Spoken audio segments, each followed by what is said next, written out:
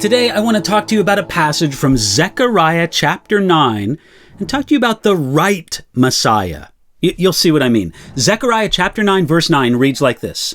Rejoice greatly, O daughter of Zion. Shout, O daughter of Jerusalem. Behold, your king is coming to you. He is just and having salvation, lowly and riding on a donkey, a colt, the foal of a donkey.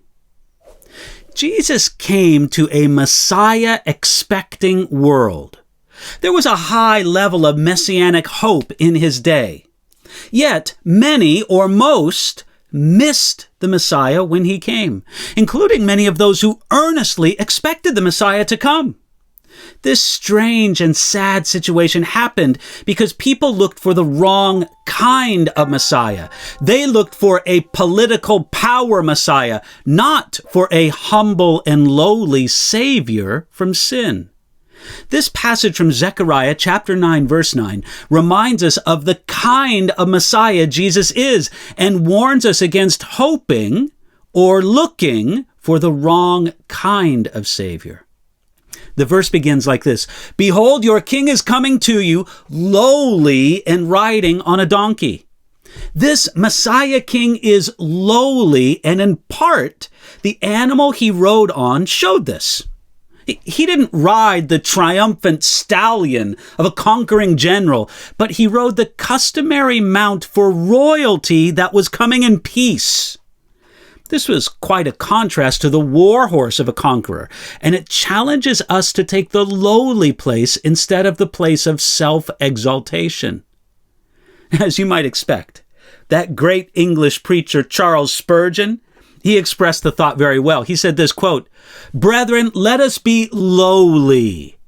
Did I hear one say, well, I will try to be lowly?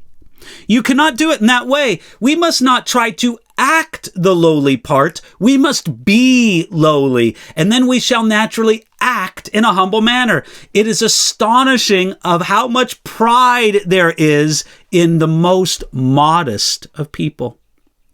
Now, it's very easy to recognize pride in other people.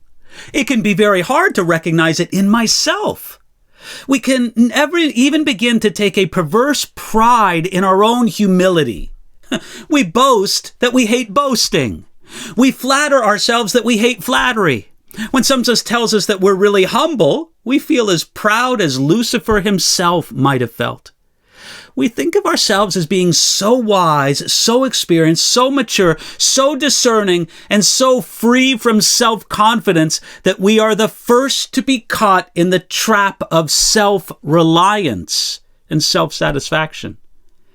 It's actually a deep and wonderful and continual work of God to make us genuinely humble.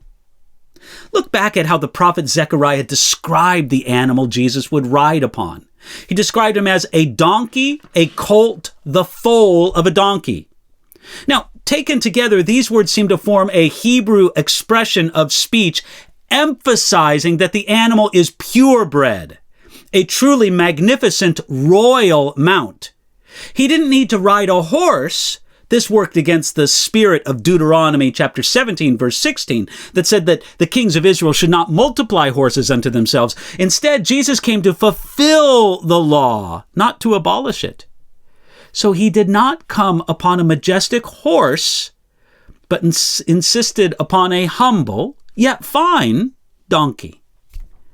More importantly, look at how the Messiah would be revealed at his arrival.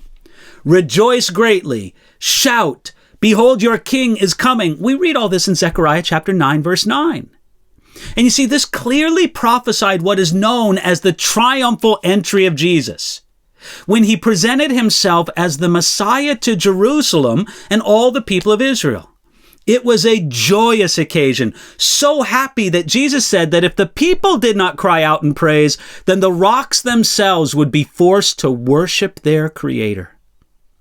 Though the triumphal entry was a joyful celebration, a Roman spectator would wonder what's so triumphal about it.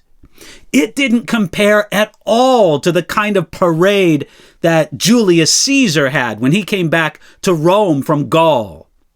That was a parade lasting 3 days as he displayed all the captives and booty that he brought back. In contrast to this, the procession of Jesus must have seemed pretty humble, and it showed that Jesus was a different kind of king. Are you expecting the wrong kind of Messiah?